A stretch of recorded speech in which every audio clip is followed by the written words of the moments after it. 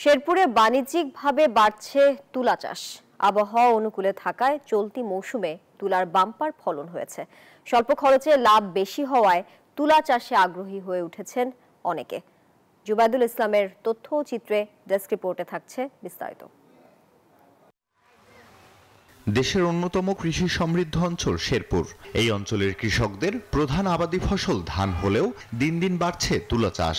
2015 সালে তুলা উন্নয়ন বোর্ডের সহযোগিতায় পরীক্ষামূলকভাবে উন্নত জাতের তুলা চাষ শুরু হয় এই জেলায়। কৃষকরা জানান, প্রতি একর জমিতে তুলা চাষে 16 থেকে 17 হাজার টাকা খরচ হয়। দেশি জাতের তুলাতে বিঘা প্রতি 13 মণ এবং হাইব্রিড তুলাতে 15 থেকে 16 মণ ফলন পাওয়া যায়। প্রতি মণ তুলা 4200 টাকা দরে সরাসরি কিনে নেয় মিল মালিকরা। এবার ইনশাল্লাহ লাগাইছিলাম 1 একর 62,500 টাকা তুলে বেচছি। এখন যেটি আছে এটিও আশা করি 1040 পাবো। খরচ করে 15,000 খরচ গেছে, 15,000 খরচ গেছে। এখন 15,000 খরচ গেছে, খরচা করে আমার 80,000-70,000 টাকা লাভ আসবে ইনশাল্লাহ। দেওয়া তুলা ধানের সাথে তোলা লাভ বেশি আছে, ঠিক আছে। মানে যে ফসল, যে ফসল করলে আপনার আছে, লাভও আছে, লস আছে, কিন্তু এটা লস নাই।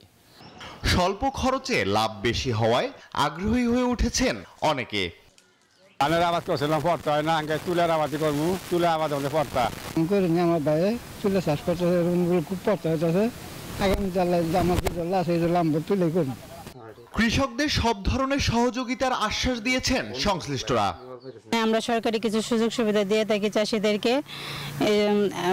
এটা তার প্রায় 6 মাস ব্যাপী ফসল। তারপরে হারভেস্টিং আমরা মনে করেন জিনার কর্তৃক আমরা দেশের কুষ্টিয়া, ঢাকা সহ দেশের বিভিন্ন স্থানে পরিবহন করে থাকি। চাষিদের কোনো হেনস্থা ফেল করতে হয় না।